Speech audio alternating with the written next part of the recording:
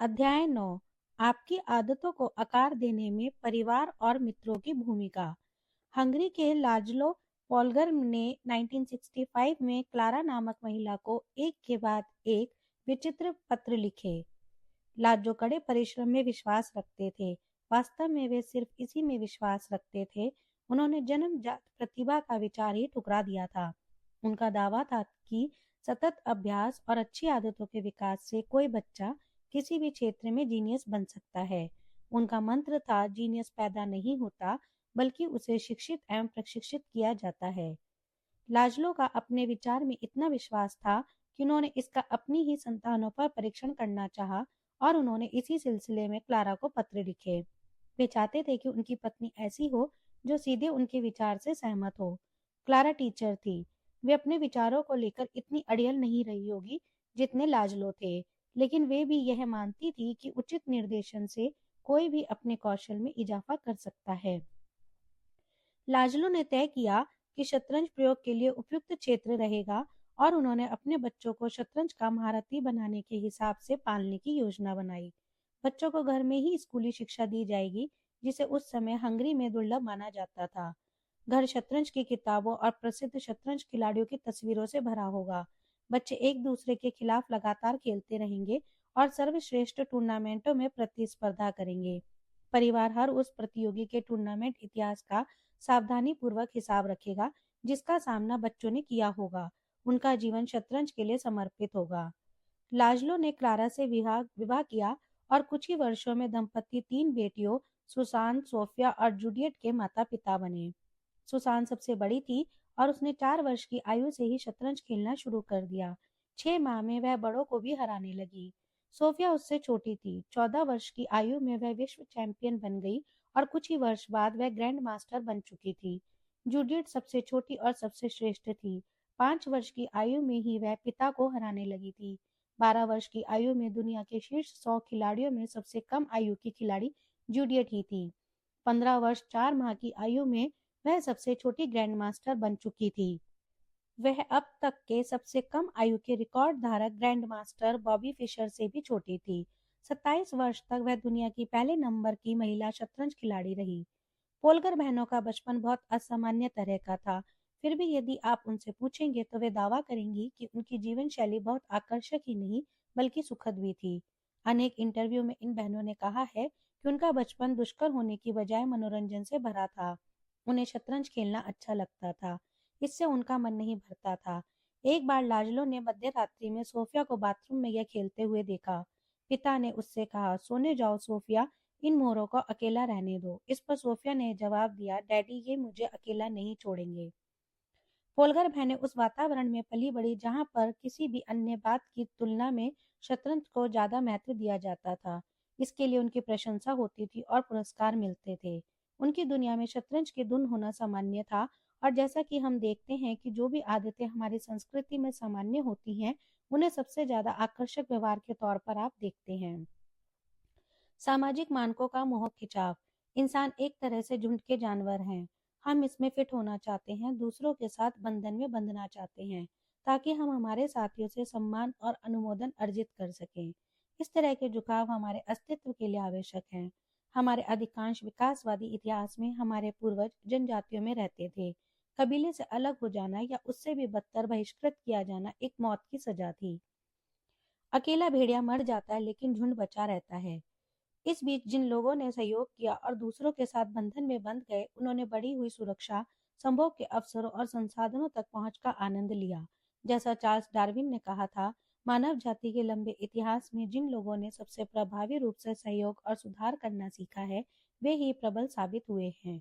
इसके परिणाम स्वरूप किसी से जुड़ना मानव की सबसे गहरी इच्छाओं में से एक है और इस प्राचीन वरीयता का हमारे आधुनिक व्यवहार पर एक शक्तिशाली प्रभाव है।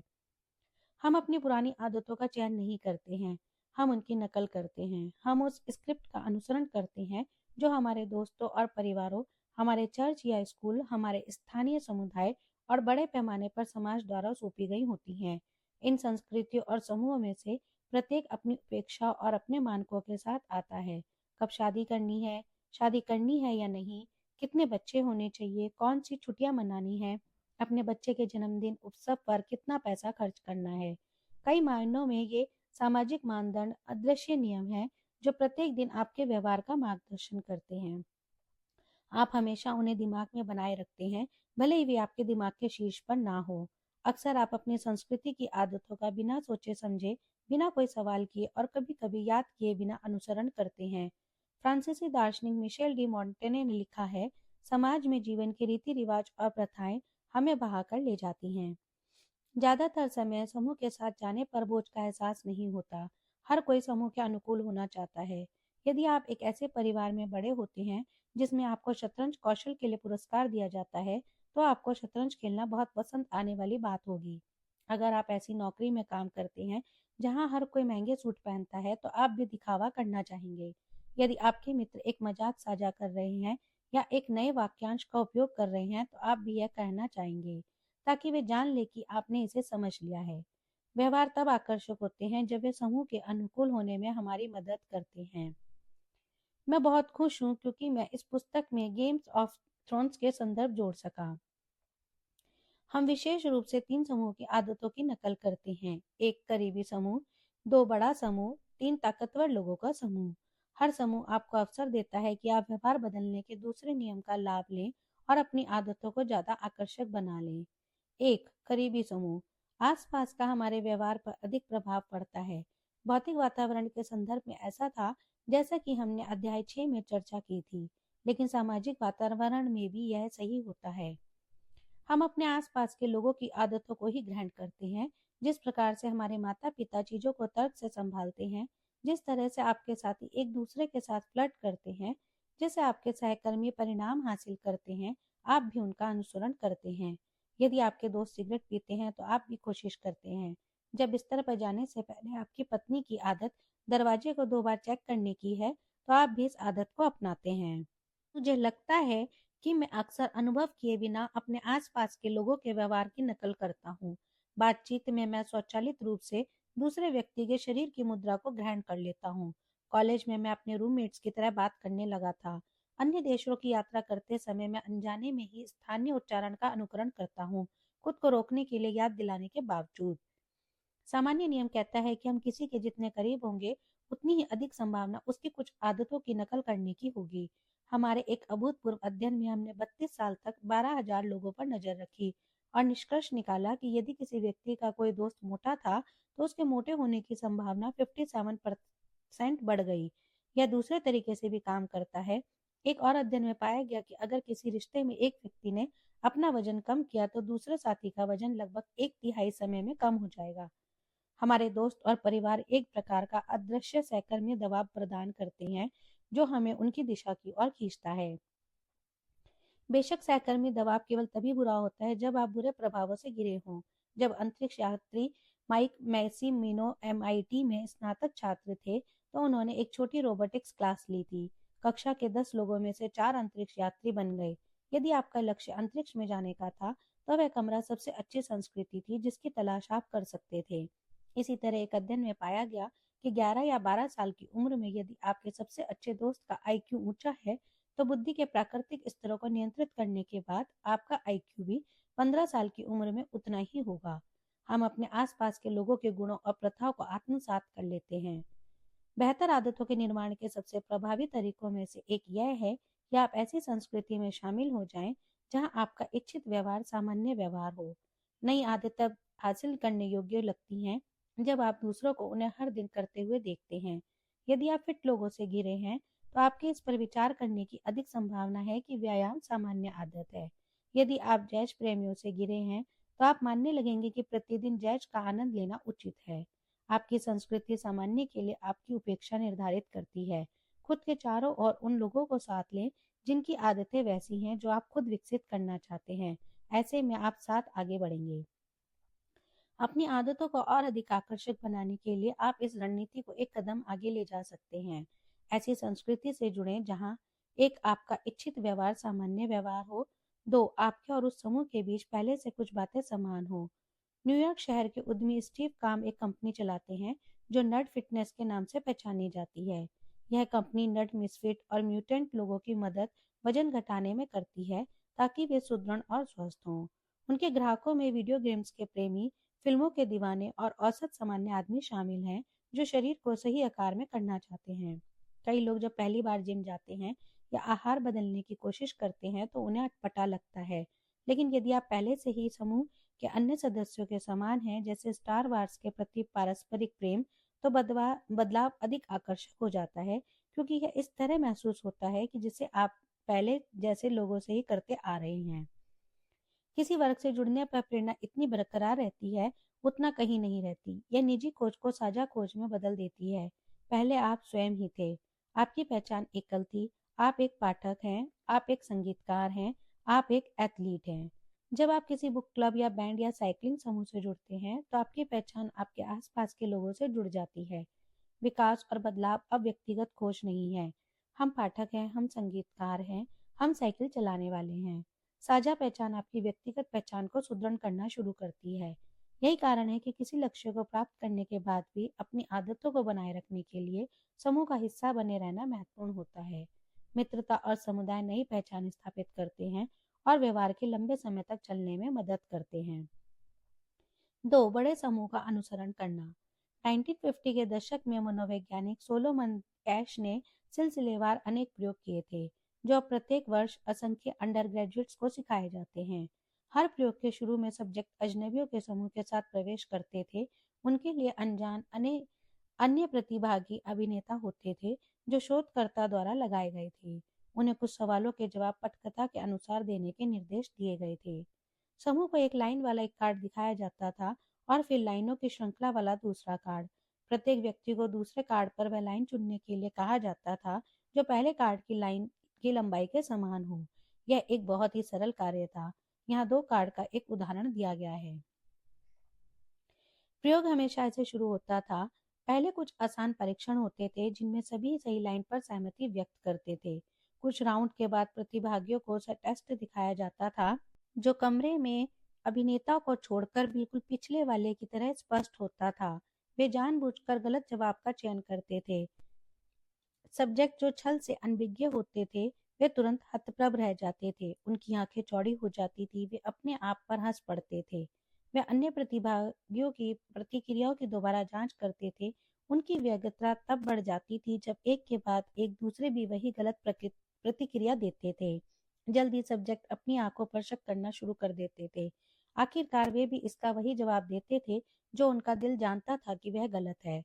ऐश ने कई बार और कई अलग-अलग तरीकों से इस प्रयोग को किया। उन्होंने जो खोजा वह यह था कि जैसे-जैसे अभिनेताओं की संख्या बढ़ती गई, वैसे-वैसे ही सब्जेक्ट की अनुरूपता भी बढ़ती गई। यदि सिर्फ सब्जेक्ट और एक अभिनेता था, तब व्यक्ति की पसंद पर कोई प्रभाव नहीं पड़ा।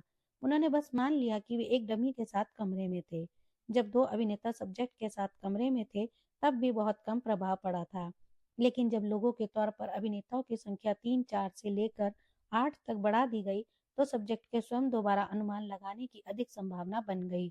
प्रयोग के अंत तक लगभग 75% सब्जेक्ट समूह के साथ सहमत हो गए थे। उत्तर भले ही स्पष्ट रूप से गलत था। जब भी हम अनिश्चित होते हैं कि कैसे कार्य करना है, तब हम हमारे व्यवहार का मार्गदर्शन करने के लिए समूह की ओर देखते हैं। हम लगातार अपने माहौल को स्कैन करते रहते हैं और सोचते रहते हैं शेष सब क्या कर रहे हैं। हम अमेजॉन, येल्प या ट्रिप एडवाइजर पर समीक्षाओं की जांच करते रहते हैं, क्योंकि हम खरीदने, खाने और यात्रा की सर्वश्रेष्ठ आदतों की नकल करना चाहते हैं। यह आमतौर पर स्मार्ट रणनीति है। संख्या के रूप में इसके साक्ष्य भी हैं, लेकिन इसका नकारात्मक पहलू भी हो सकता है। समूह का सामान्य व्यवहार अक्सर व्यक्ति के इच्छित व्यवहार को खत्म कर देता है। उदाहरण के लिए, एक अध्ययन में पाया गया कि जब एक चिंपैंजी एक झुंड के सदस्य के रूप में नट्स को क्रैक करने का एक प्रभावी तरीका सीख जाता है और फिर एक नए झुंड में स्विच कर जाता है, तो कम प्रभावी रणनीति का उपयोग करता है। ऐसे में चिंपैंजी नट्स को क्रैक करने के बेहतर तरीके का इस्तेमाल करने से बचेगा, ताकि शेष चिंपैंजियों में घुल मिल सके। मनुष्य भी इसके समान ही है। समूह के मानदंडों की अनुपालन करने के लिए जबरदस्त आंतरिक दबाव होता है। स्वीकार किए जाने का प्रतिफल अक्सर एक तर्क को जीतने, स्मार्ट लगने या सच्चाई का पता लगाने से ज्यादा होता है। मानव का दिमाग जानता है कि दूसरों के साथ कैसे रहा जाए। वह दूसरों के साथ ही रहना चाहता है। यह हमारा प्राकृतिक तरीका है। आप इस पर हावी हो सकते हैं। आप समूह को अनदेखा कर सकते हैं या फिर इस बात की चिंता छोड़ सकते हैं कि अन्य लोग क्या सोच रहे होंगे। लेकिन इसमें मेहनत लगती है। जो चलन है उसके खिलाफ जाने में अतिरिक्त प्रयास करना होता है।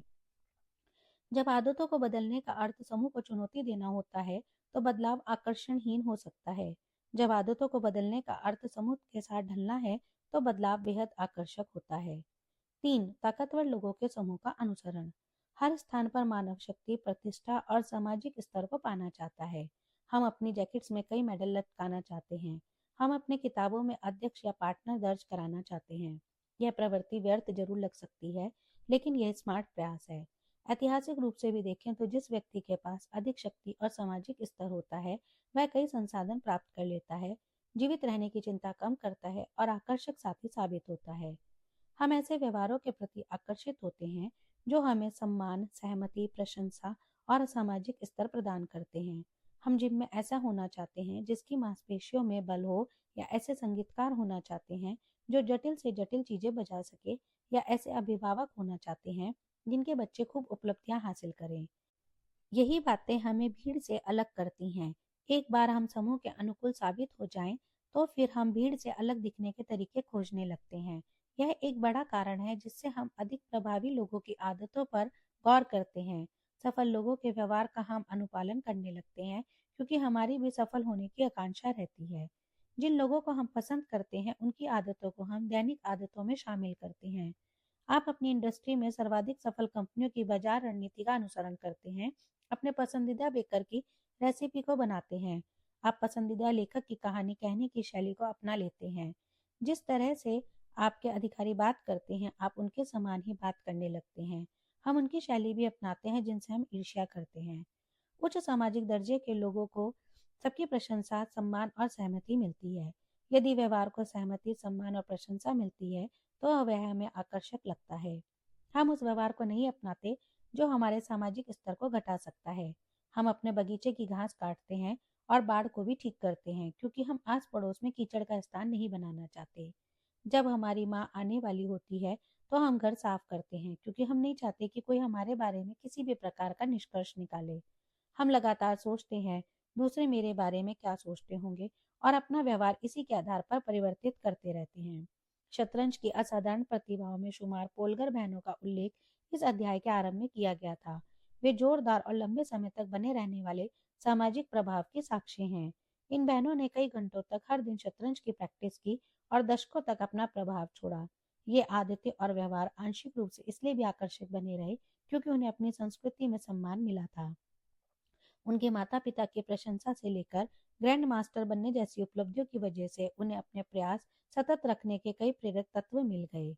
अध्याय का सार। 1. जिस संस्कृति में हम रहते हैं वह निर्धारित करती है कि कौन सा व्यवहार हमारे लिए आकर्षक रहेगा। 2. हमारी संस्कृति की ऐसी आदतें जो प्रशंसनीय होती हैं और जिन पर सबकी सहमति होती है, हम उन्हें ही अपनाने लगते हैं, क्योंकि हम अपने समूह में उपयुक्त होना चाहते हैं। 3. हम 3 सामाजिक समूहों की आदतों का अनुसरण करते हैं: करीबी लोग, परिवार एवं मित्र, अनेक लोग यानी समूह या जाति, और प्रभावशाली लोग, सामाजिक रूप से श्रेष्ठ व प्रतिष्ठित लोग।